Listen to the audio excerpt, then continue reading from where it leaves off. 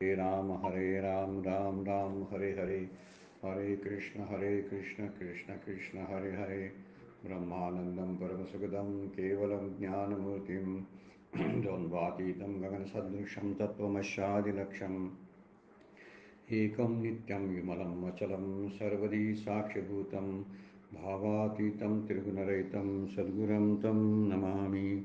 नमामि सद्गुरु शान्तं सच्चिदानन्दविग्रहं पूर्णब्रह्मपरानन्दैशम् आनन्दीवल्लभं सद्गुरु सच्चिदानन्दं केवलं करुणाकरं ज्ञानयोगेश्वरं वन्दे ज्ञानदेवा पुनः पुनः। अलंकापुरी पुण्यभूमि पवित्र तिथे नांदतो ज्ञानराजा सुपात्र तया आठविता महापुण्यराशी नमस्कार माझा सद्गुरु ज्ञानेश्वरांशी। सर्व संतांना वंदन, सद्गुरूंना वंदन, ज्ञानेश्वर माऊलींना वंदन, आपल्या सर्व श्रोत्यांना वंदन करून आजच्या शिवगड अध्यात्म चॅरिटेबल ट्रस्टच्या ज्ञानेश्वरीच्या नित्य उपासनेच्या चिंतनाला आपण सुरुवात करतोय। कालच्या चिंतनामध्ये आपण 22 नंबरच्या श्लोकावरच्या ज्या ओव्या होत्या त्याचं निरूपण माऊलींनी जे केलेलं आहे त्याच्या संदर्भातला विचार आपण कालच्या चिंतनामध्ये केलेला आहे। जसा भाव धरावा त्या भावाप्रमाणे भगवंताची प्राप्ती होत असते। भाव तैसा देव, हे असा वाघवी संदेह असं तुकोबांचा एक वर्णनात्मक अभंगच आहे। भाव जसा असेल तशाच पद्धतीनं देवदेवता तशाच त्याच्यावरती कृपा करत असतात। ज्या भावाप्रमाणे तो भजतो त्याच भावाप्रमाणे त्याला प्राप्ती होत असते। बरेच वेळा आपले विचार जे असतात ते विचार अगदीच जे आपल्या प्रगतीकडे नेणारे, जे सत्कर्माचे असतात, असे चांगले पॉझिटिव्ह थॉट्स ज्याला आपण म्हणतो, ते पॉझिटिव्ह थॉट्स आपल्या मनामध्ये सतत असावे। कारण ज्या पद्धतीनं आपल्या भावना तयार होतात त्या भावनाच आपल्याला फळं प्राप्त करून देत असतात।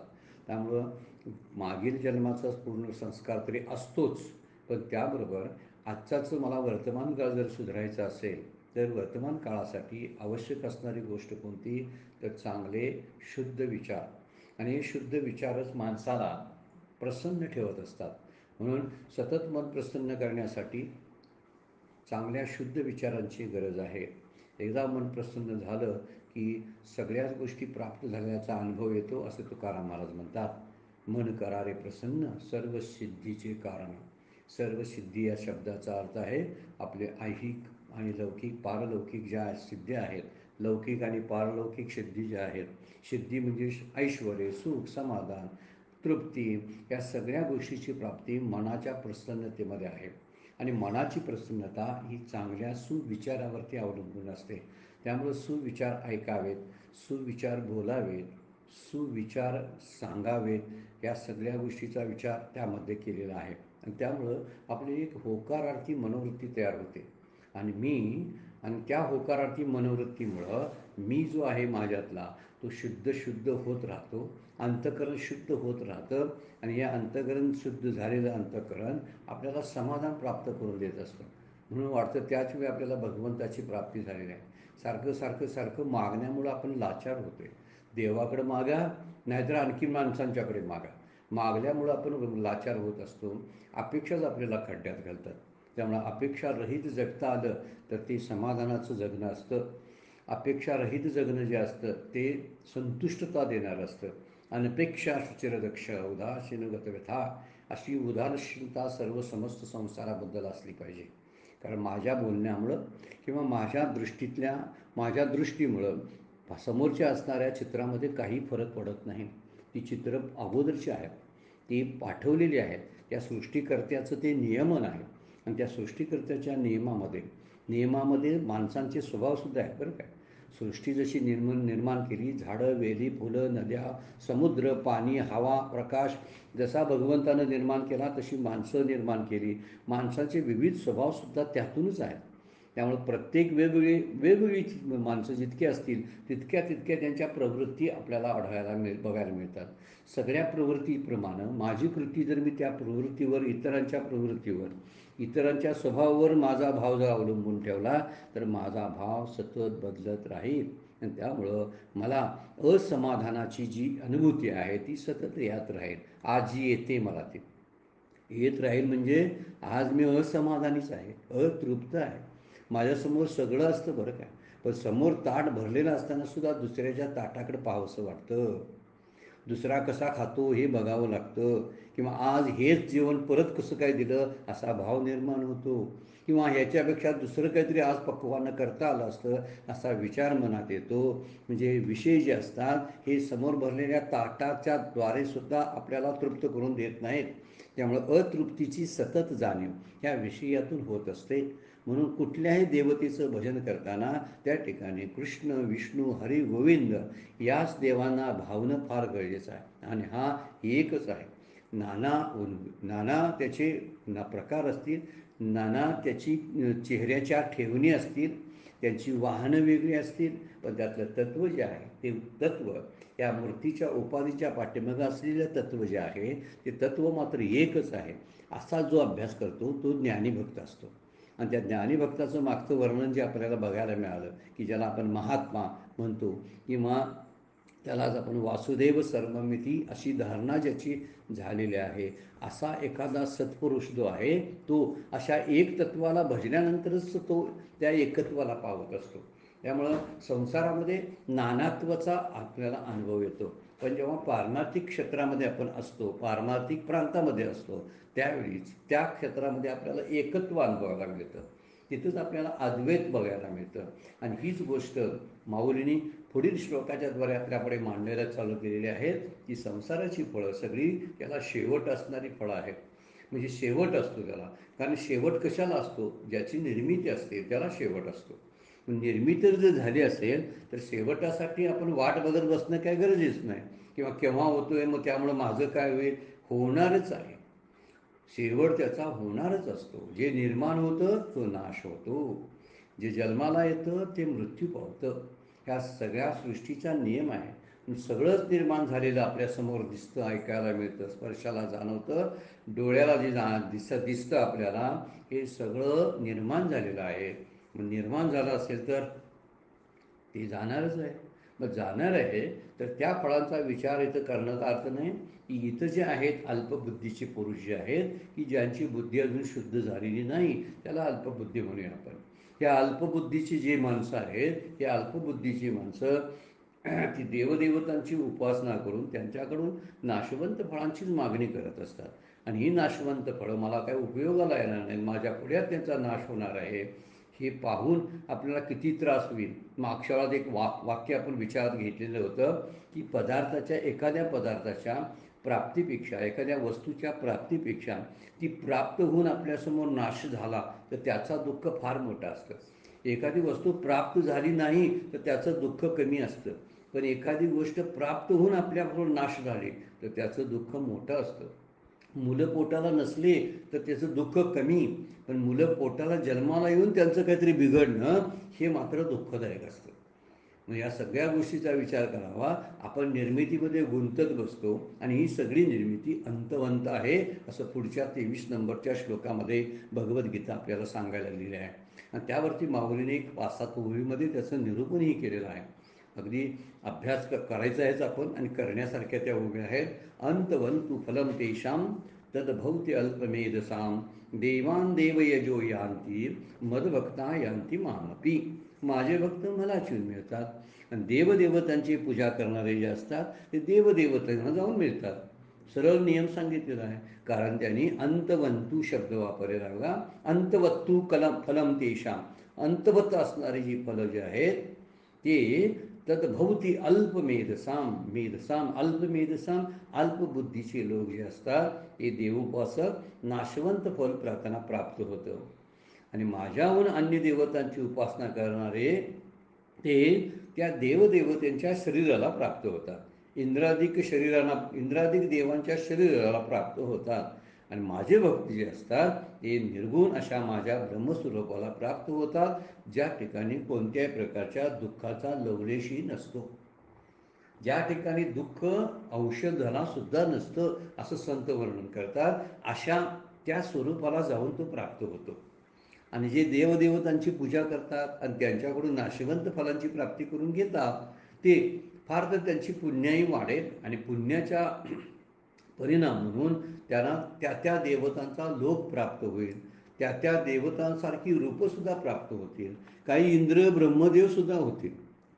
कारण जेवढं जेवढं पुण्य असेल, किती यज्ञ केली की इंद्र होतो वगैरे वगैरे आपल्याला पुराणामधून ऐकायला मिळतं, वाचायला मिळतं. त्याचं कारण असं आहे, अधिक पुण्य आहेत त्यावेळी पुण्य जी असतात ती पुण्य जन्माला न घालण्यापासून आपल्याला थांबवू शकत नाहीत. पापं जशी जन्माला घालतात तशी पुण्यसुद्धा जन्माला घालतात.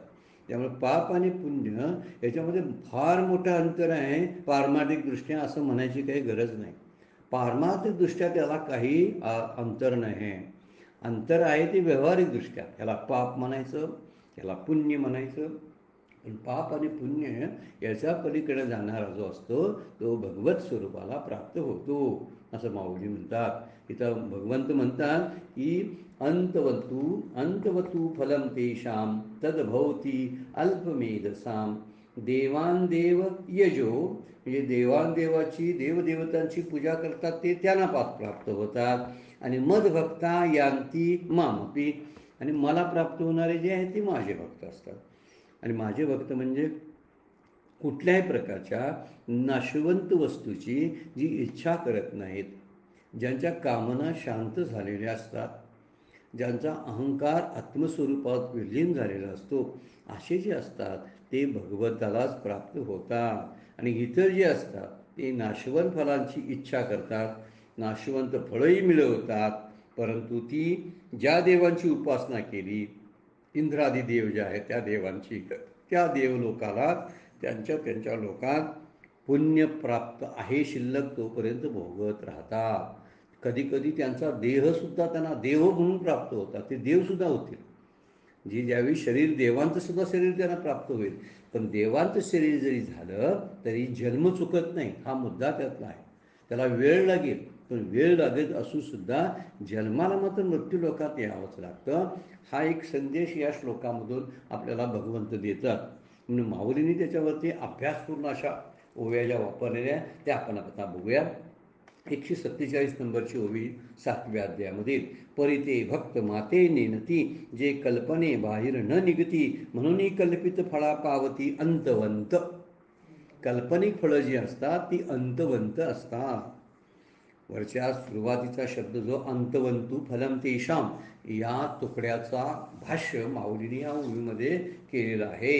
ही अल्पबुद्धीची जे असतात ते जे आहेत ते भक्त माते नेनती, मला जाणतच नाही. ती जाणण्यासारखी एकच वस्तू, एकच गोष्ट आपल्याला आहे या सृष्टीमध्ये, आणि ती म्हणजे भगवंत. भगवंताला जाणता न जाणता जर इतर काही जाणलं असेल तर त्या जाणण्याला जाणणं म्हणतच नाही. ते सगळं पोट भरायच्या सगळ्या विद्या आहेत. जी इतर गोष्टी जाणतात ती पोट भरायची विद्या असते, आणि पोट भरायला इतकी विद्या लागत नाही. मुख्य गोष्ट ती आहे. ज्या विद्या भरपूर विद्या आहेत त्या विद्यापैकी एखादी विद्या आपल्याला प्राप्त झाली तरी पोट भरता येतं. पण ज्याला ब्रह्मविद्या ज्याला आपण म्हटलेली आहे ती ब्रह्मविद्या पोटाच्या पलीकडे जाऊन विचार करायला आपल्याला लावते, आणि ती सर्वश्रेष्ठ दर्जाची विद्या आहे. का तर ज्यामुळं भगवंताला जाणता येतं. आणि इथं माऊली काय म्हणतात, परिते भक्त माते नेनती. परी शब्द कशासाठी वापरला, मागची ओवी आपण 146 नंबरची बघितली पाहिजे बरं का. परी हा शब्द मागील धरून असतो. ऐसे जेणे जेणे भाविजे ते फळ तेने पाविजे, पर तेही सकळे निपजे मजची स्तव परी मात भक्त ते माते नेनती. भगवंताकडून सगळी फळं प्राप्त होत असतात त्यांना. त्या देवदेवतांच्याकडे फळ देण्याचं सामर्थ्य नसतं. मर्यादित सामर्थ्यानं युक्त झालेल्या त्या देवदेवता असतात, त्यांचे अधिकार फार लिमिटेड असतात. आणि लिमिटेड असणाऱ्या त्या त्या ज्या ज्या अशा कंपन्या आहेत आपण म्हणूया त्याला, या कंपन्या भगवंताकडून त्यांना सगळं मिळत असतं. त्यातलं थोडं त्या आपल्या मागे मागे करणाऱ्या आणि त्यांचं भजन पूजन यजन करणाऱ्या त्या भक्तांना ते देत असतात. पण हे दिलेलं त्या देवताच मुळात कशा आहेत, नाशिवंत आहेत. त्या देवतांना सुद्धा आयुष्य आहे. ज्याला आयुष्य असतं त्यातला मर्यादा असतात आणि त्या मर्यादा एकदा संपल्या की तर ज्याला मर्यादा आहे, जे परिच्छिन्न आहे, ते दुसऱ्या गोष्टीला अपरिच्छिन्न आणि व्यापक करू शकत नाही. हा मुद्दा त्यातला आहे. त्यामुळे ज्या देवता म्हणून त्या देवता आहेत म्हणून मागचं म्हटलेलं आहे ना की जे सकळ निपजे मजची स्तव परी ते भक्त माते नेनती. माते म्हणजे मला, नेनती म्हणजे जाणत नाहीत, ते मला जाणत नाहीत. कारण बघा, जे कल्पनेबाहेर न निघती, पहिला मुद्दा, कल्पनेतून बाहेरच पडत नाहीत. म्हणजे भ्रमातून, कल्पनेतून, अज्ञानातून बाहेरच पडत नाही. आणि कल्पना ही कल्पनाच असते, कल्पना ही वास्तव नसते. कल्पना ही येते आणि जाते, वास्तव कायमस्वरूपीचं असतं. मग सत्य आहे ते वास्तव आहे आणि कल्पना आहे हा भ्रम आहे. मग ही माणसं भ्रमातून बाहेरच पडत नाहीत. म्हणजे एक दिवशी उपास्य देवता असतात एक, आणि तीच आपल्याला सर्व प्रकारचे भोग देतात. ही भ्रामक कल्पना त्यांच्या डोक्यामध्ये असते. मला जे प्राप्त व्हायचं आहे ना, ती सगळी या देवतेंच्याकडून मला मिळतं, अशी त्यांची भ्रामक कल्पना झालेली असते. आणि त्या कल्पनेतून ती बाहेरच पडत नाहीत. म्हणून त्यांना म्हणून कल्पित फळा पावती अंतवंत, म्हणून त्यांना जे इच्छित फळ प्राप्त होतं ते अंतवंत असतं, नाशिवंत असतं, क्षणभंगूर असतं. जशी स्वप्नातल्या वस्तूचा राज्यपद, हे स्वप्नातलं राज्यपद काय उपयोगाचं आहे. तसं कल्पनेनं, स्वप्न ही एक सुद्धा कल्पना आहे. कल्पना सांडूनी पाही असं 9व्या अध्यायामध्ये माऊली बोलतात. मला जर तुला पाहायचं असेल तर तू कल्पना टाकून ती बघितलं पाहिजेस. जोपर्यंत जीव कल्पनेमध्ये, भ्रमामध्ये अडकलेला आहे, तोपर्यंत सत्य असणाऱ्या भगवंताचा त्याला जाणता येणार नाही. म्हणून माते नेनती, का कल्पनेतून बाहेर पडत नाहीत म्हणून. मग कल्पनेतून बाहेर पडत नसल्यामुळं काल्पनिकच फळं की जी नाशिवंत असतात त्याच फळांचा भोग त्यांना प्राप्त होतो. त्याच्या पलीकडे त्यांना जाता येत नाही. म्हणजे आपली देवता इथंच आहे, दुसरीकडे नाही. या कल्पना विश्वातून ते बाहेर पडत नाहीत. एक दिवशी जाणतात आपल्या देवतेला. पंढरपुरात आहे, अक्कलकोटला आहे, गोंदवलेला आहे. बघा हा विचार कसा असतोय. म्हणजे मला शिर्डीला जावं लागेल, साईबाबांना भेटायला कुठे जायला लागेल, शिर्डीला जायला लागेल. याचा अर्थ त्या देवतेचं मर्यादा, त्याला मर्यादित आपण केलं. शिर्डीपुरतं मर्यादित, पंढरपूरपुरता विठ्ठल मर्यादित, हरिद्वार, ऋषिकेश, रामेश्वर, काशी या ठिकाणची देवता तिथंच आहेत, इतरत्र नाहीत, अशी त्याची कल्पना असते. आणि या कल्पनेतून ते बाहेर पडत नाहीत. आणि मग त्यांना जी इच्छित फळं ती त्या देवतेंच्याकडे मागतात. त्या देवता कोणत्या फळं देतात मग, तर ती देवता नाशिवंत असलेली काल्पनिक फळं देतात. या कल्पना विश्वातून बाहेर पडत नाहीत म्हणून ते भगवंताला जाणत नाहीत. आणि भगवंताला जाणत नाहीत म्हणून त्यांना शाश्वत पदाची प्राप्ती होत नाही. शाश्वत ते शाश्वत, त्वमेव शरणं गच्छ सर्व भावेन भारत, तत्प्रसादात पराम शांती स्थानं प्राप्स्याशी शाश्वतम. 18व्या अध्यायामध्ये भगवंत बोलतात, मला तू एकट्यालाच सर्व भावानं शरण ये, तेव्हा तुला मी शाश्वत पदाची प्राप्ती करून देतो आणि परमशांतीचा लाभ देतो. अशी परमशांती संसारातल्या पदार्थामध्ये आपल्याला सापडणार नाही. कारण सगळे पदार्थ अंतवंत आहेत. अंतवंत शब्दाचा अर्थ आहे ते क्षणभंगूर आहे, आभासी आहे जग. आणि आभासी जगामध्ये जगत असताना त्यातले भास काही वेळ जाणवत असतात. स्वप्नात काय आनंद कमी लुटतोय का आपण. एखाद्या लग्नाचा प्रसंग स्वप्नामध्ये असतो, मोठा सेट तयार केलेला असतो, मोठी डॉल्बी लावलेली असतात, ते आम्ही त्यातमध्ये डान्स करत असतो, पंचपक्वानं जेवत असतो. पण भूक भागली का. स्वप्नातली पंचपक्वानाची ताटं खाऊन भूक भागली का. मृगजळाचं पाणी पिऊन कोण तृप्त झाला, हा मुद्दा आहे ना. तर हा विचार जर करायला लागलं तर सगळे हे अंतवंत फळं जे आहेत संसाराची, संसाराला फळच नाही मुळात. इथं म्हटलंय की संसाराला नाशिवंत फळं आहेत. नाशिवंत शब्दाचा अर्थ आहे फळच नाही.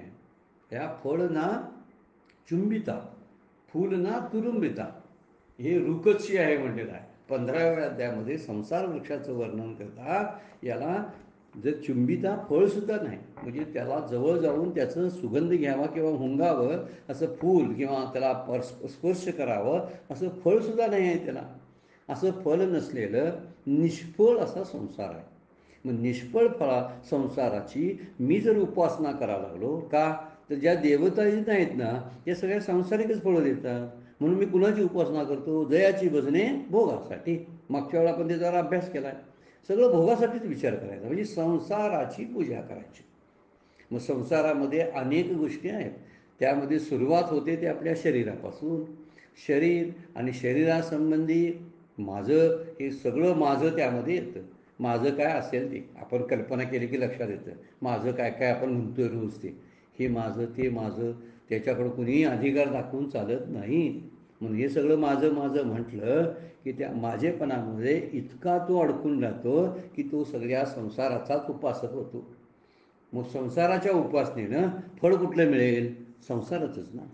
आणि संसाराची सगळी फळं निष्फळ आहेत. फळ ना तुरंबिता, फळ फूल ना तुरंबिता, फळ ना चुंबिता, असा हा रुख. रुख म्हणजे वृक्ष आहे असं माऊली वर्णन करतात. आणि त्यामुळं या काल्पनिक आभाषिक जगामध्ये संसारामध्ये सगळी कल्पनाच असते. कल्पना टाकल्याशिवाय वास्तव देवाचं स्वरूपसुद्धा कळणार नाही. आपण कल्पनेतून निघतच नाही.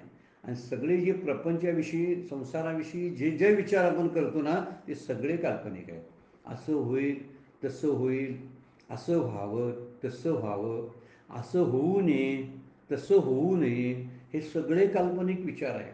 आणि जोपर्यंत आपण काल्पनिक विचारातून बाहेर पडत नाही तोपर्यंत आपल्याला वास्तवतेचं म्हणजे खऱ्या देवाचं स्वरूपच कळणार नाही. आदरणीय देगलूरकर महाराजांच्या प्रवचनातून ऐकलेलं एक असं उदाहरण आहे की एक मनुष्य राहतो, गावाबाहेर राहतो. सगळे लोक रात्रीची त्याच्या घरातले कुठंतरी बाहेरगावी गेलेले आहेत. ते येणार नाहीत 2 दिवस. हा एकटाच घरामध्ये बसलेला आहे. आता तो घरामध्ये आहे बघा. आता हे कसं करायला आहे? तो म्हणतो कल्पनेनं तो विचार करायला आहे. सगळी माणसं बाहेर गेलेली आहेत, हा एकटाच घरामध्ये आहे. दाराला कड्या घातल्या, कारण चोर वगैरे येऊ नयेत म्हणून कुलपं घातली, व्यवस्थित पॅक केलेलं आहे. दाराची चावी पण याच्याकडे नाही, ती त्याच माणसं कुलपं घालून गेलेले आहेत. कारण हा म्हटला आम्ही येणार नाही म्हणून आतच घरात बसला. पण अचानकपणे रात्रीचं घराला आग लागली. दरवाजाजवळ ज्वाला पसरा लागलेले आहेत. ह्याला बाहेर जायचं आहे पण याला बाहेर जाताच येत नाही. हा ओरडा लागला आहे पण ओरडताना बाहेर कोण माणसंसुद्धा नाहीत, कारण जवळ घरच नाही कुणाचं. मग एकटाच हा ओरडा लागला आहे आणि ओरडताना कोण ऐकत नाही. आता ह्या जळून जाणार असा ओरडत ओरडत आहे. आता या माणसानं त्यातनं बाहेर पडायसाठी काय करावं असा प्रश्न आहे. तर काय करावं? तर विचार कशानं केला? खरंच आग लागली होती का? तर नाही. आग लागली तर कसं होईल याची कल्पना त्याच्याकडं आहे. आता त्यानं काय करावं? त्या आगीतून बाहेर पडायसाठी आपल्या कल्पनेतून बाहेर पडावं. आगीतून बाहेर पडावं लागत नाही, कल्पनेतून बाहेर पडावं लागतं. मी कल्पनाच केलेली आहे संसाराची, माझं असं होईल, पुढे तसं होईल. मग तोच विचार मला दुःख द्यायला लागलेला आहे. जेव्हा आपण कल्पनेतून बाहेर पडतो आणि तयार केलेल्या आपणच बनवलेले आपल्याबद्दलची जी मतं आहेत ती मतं, भविष्याबद्दलची मतं जी असतात त्या मतांना आपण बाजूला ठेवलं पाहिजे.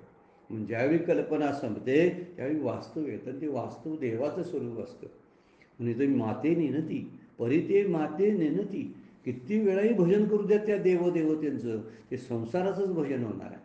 कारण त्या देवदेवतेंचं भजन करणं म्हणजे संसाराचीच प्राप्ती होणार आहे. संसाराच्या प्राप्तीच्या पलीकडे ज्याला जायचं आहे ना त्याला देव कळतो, अन्यथा देवच कळणार नाही. इथं म्हणतात परिते भक्त माते नेनती, जे कल्पनेबाहेर न निघते.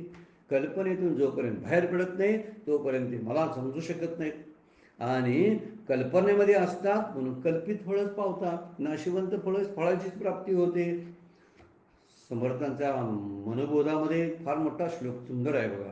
मनी कल्पना कल्पिता कल्पकोटी, नव्हे रे नव्हे सर्वता राम भेटी. मनी कामना राम नाही जयाला, अति आदरे प्रीती नाही त्याला.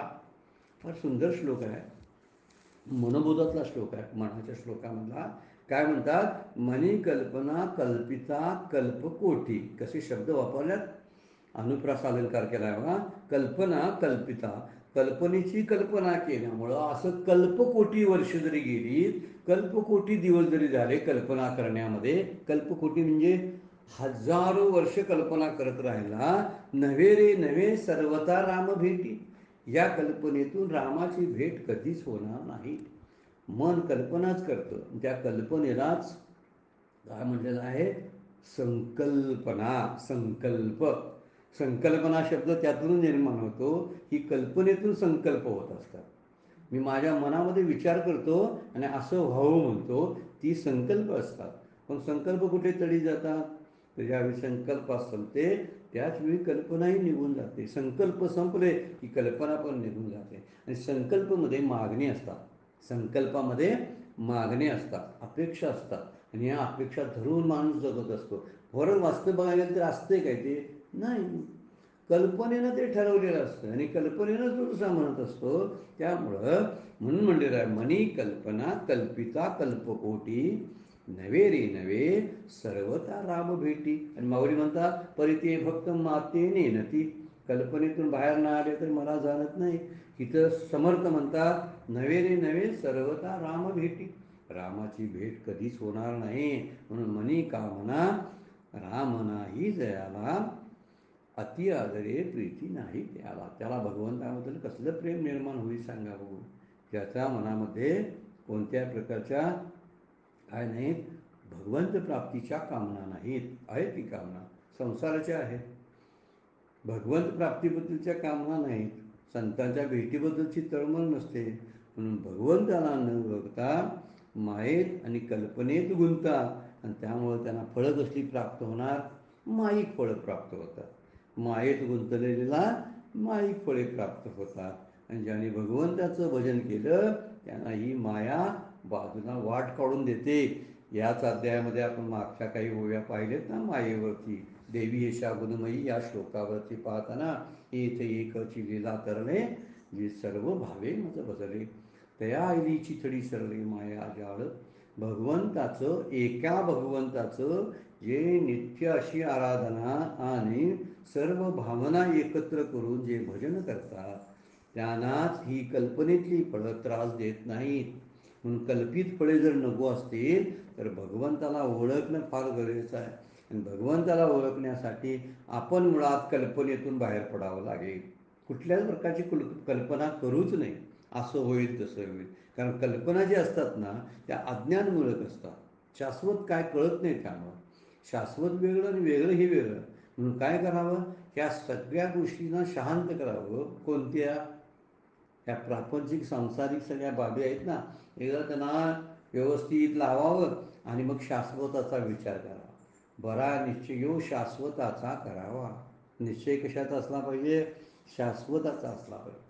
संत सगळं सांगतात की यापासून बाहेर पडण्याशिवाय, विचार केल्याशिवाय कल्पनेतून बाहेर पडता येत नाही. हे खोटं आहे असा विचार केला पाहिजे ना, हे मिथ्या आहे असा त्याचा विचार केला पाहिजे ना, पण करतच नाही. म्हणून काल्पनिकच फळं मिळतात. काल्पनिक फळं कोणती, जी नाशिवंत असतात. मग देवांचं भजन देवदेवतेंचं किती वर्ष करू दे तरीसुद्धा काल्पनिकच फळं, नाशिवंतच फळं त्याला मिळत असतात. कारण सगळं अज्ञानातून निर्माण झालेलं असतात. कल्पना टाकली की सत्य देव समोर येतो. त्यामुळं कल्पना करणे ही अल्पबुद्धी शब्द वापरलेला आहे ना, तद्भवती अल्पमेधसाम. त्या अल्पबुद्धीच्याला असली सगळी नाशिवंत फळं मिळत असतात. म्हणून या कल्पनेतून बाहेर पडणं फार गरजेचं आहे. म्हणून संसाराचं फळ हे काल्पनिक आहे, नाशिवंत असतं, अल्प असतं आणि संपून जातं. अल्प असतं. अल्प म्हणजे मला मोक्ष देण्याला उपयोगाचं नसतं. अल्प शब्दाचा एवढाच अर्थ आहे की माझ्याबरोबर संपून जातं, त्याला काय उपयोग राहत नाही, माझ्या समवेत मृत्यूनंतर येत नाही, किंवा मला ते खरा आनंद देत नाही. विषयातलं सुख यातून खरा आनंद मिळत नाही. मिळत नाही तर ते अल्पसुख काय करायचं आहे. छांदोग्य श्रुतीमध्ये एक फार श्रुती चांगली सुंदर आहे.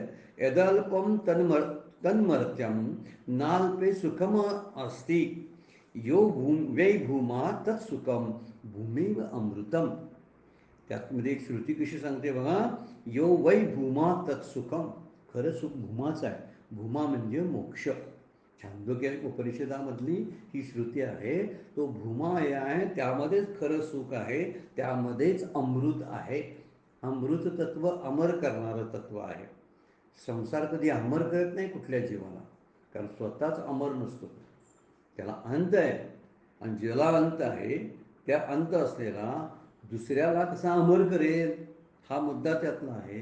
म्हणजे यदल्पम तन्मर्त्यम शब्दच वापरला. जे अल्प असतं ना, ते अल्पसुख मर्त्यम असतं.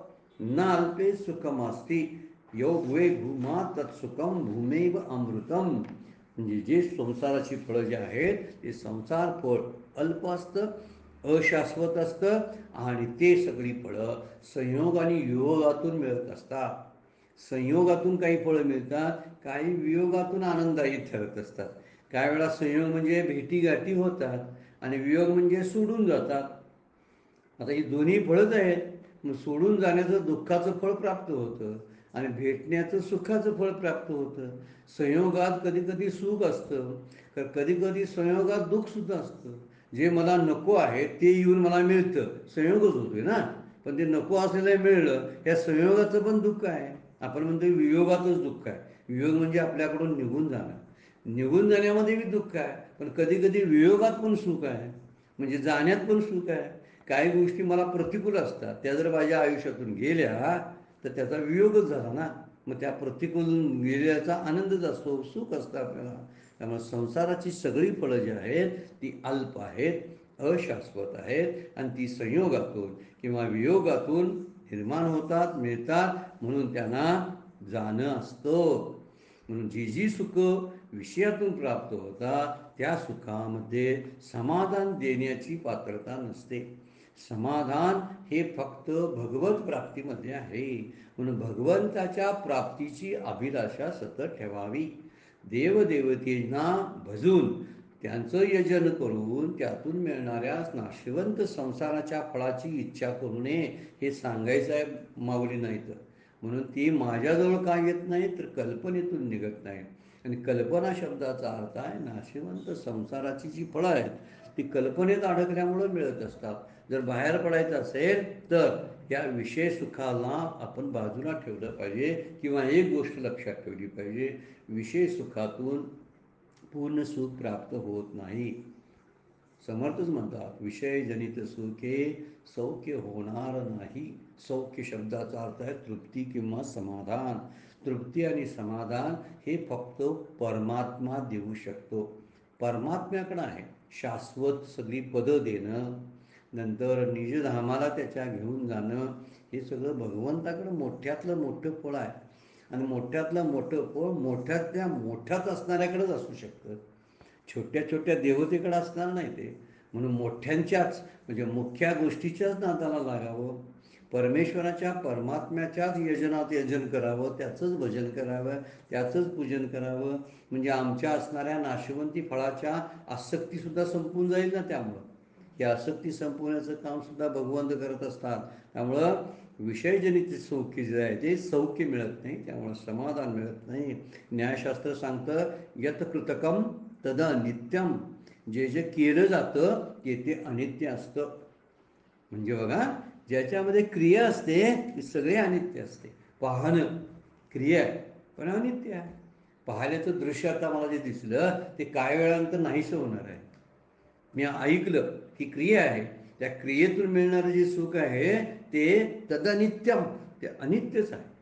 जे जे म्हणून क्रियायुक्त आहे म्हणजे तदकृतकम यतकृतकम तदनित्यम तदनित्यम, हे सगळं जाणार आहे, अनित्य आहे. जेवढ्या जेवढ्या क्रियेतून होतं त्या त्या क्रिया सगळ्या नाशवान आहेत, काल्पनिक आहेत. खरी शांती जर असेल तर आत्मज्ञानाशिवाय शांती प्राप्त होत नाही.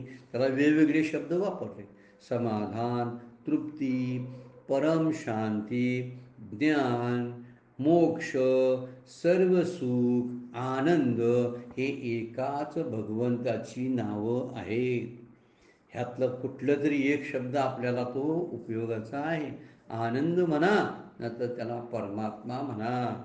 त्याला परमशांती म्हणा, नाहीतर त्याला मोक्ष म्हणा. काही म्हटलं तरी तो भगवंताचीच प्राप्ती त्यामध्ये आहे. ज्यावेळी हे मला तृप्ती, अखंड तृप्ती प्राप्त झाली, त्यावेळी आपण मोक्ष प्राप्त केला म्हणायला जागा आहे. पण सगळी शांती प्राप्तच होत नाही ना. ह्या संसाराच्या फळानं मिळणारी शांती तात्पुरती असते. तेवढ्यापुरतं बरं वाटतं, परत आणखी हवं वाटतं. म्हणजे विषय जे आहेत त्याचे सगळे विसातिशय आहेत. एकापेक्षा एक वरचढ गोष्ट आपल्याला पाहिजे. म्हणून पूर्ण सुख आहे ते कल्पनेच्या बाहेर आल्याशिवाय आपल्याला मिळणार नाही. त्याला सर्व सुख म्हणलेलं आहे. पण आत्मज्ञानच पाहिजे त्याशिवाय. आत्मज्ञानाशिवाय शांती नाही. ही गोष्ट पुन्हा पुन्हा 4थ्या अध्यायात सुद्धा माऊली बोलतात ना, ज्ञानम लब्ध्वाम पराम शांतीम आचरेनाधिगच्छति. ज्ञानामुळं शांती, आणि ती कशी शांती असते? पराम शांती प्राप्त होते.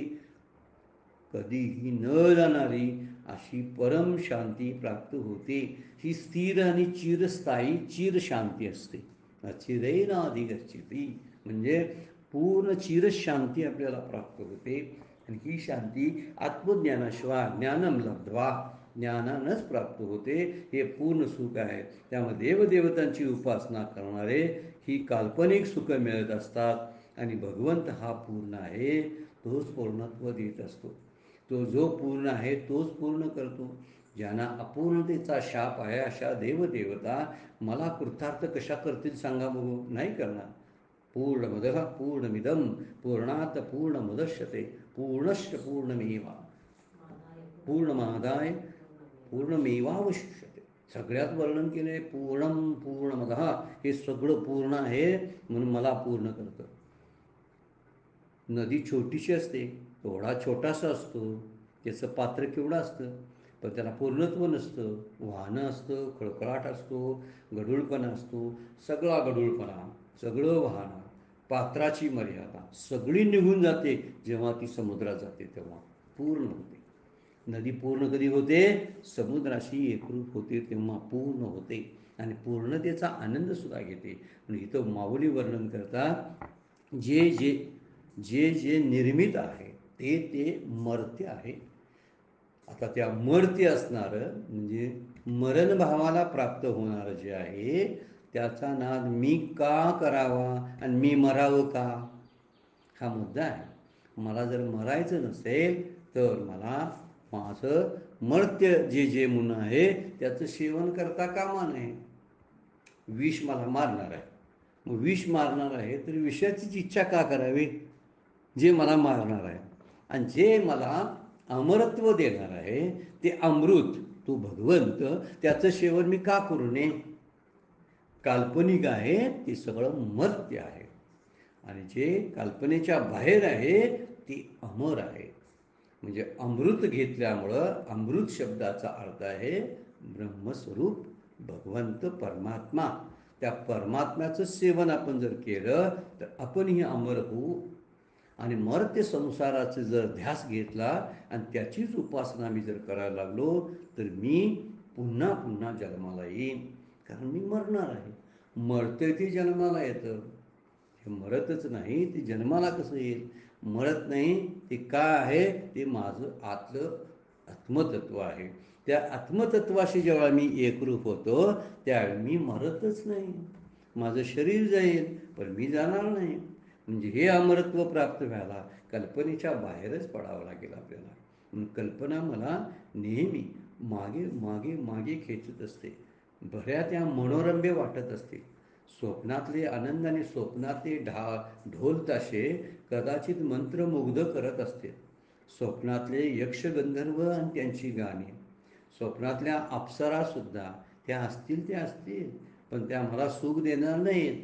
ही गोष्ट जेव्हा कळेल त्यावेळी खरा सुख कुठं आहे, खरं सुख जे आहे ते खरं सुख कुठं आहे? आत्मलाभा सारखे गोमटे काहीच न देखे, म्हणून भोग विषेखे हरके न जो, भोगातून निघता चित्त मज माझी रिगता.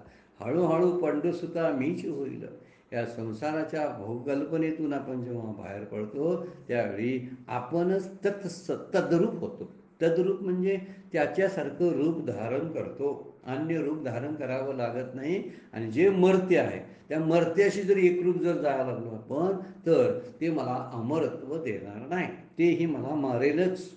मला मरायचं नाही, कारण मला जन्मायचं नाही. जन्मतो तो मरतो. आता जन्माला तो मरायचं नसेल तर एकच गोष्ट आहे, जे अमरतत्व अमृत आहे त्याच्याच नादाला लागलं पाहिजे. ते म्हणतात भगवंताला जाणणं.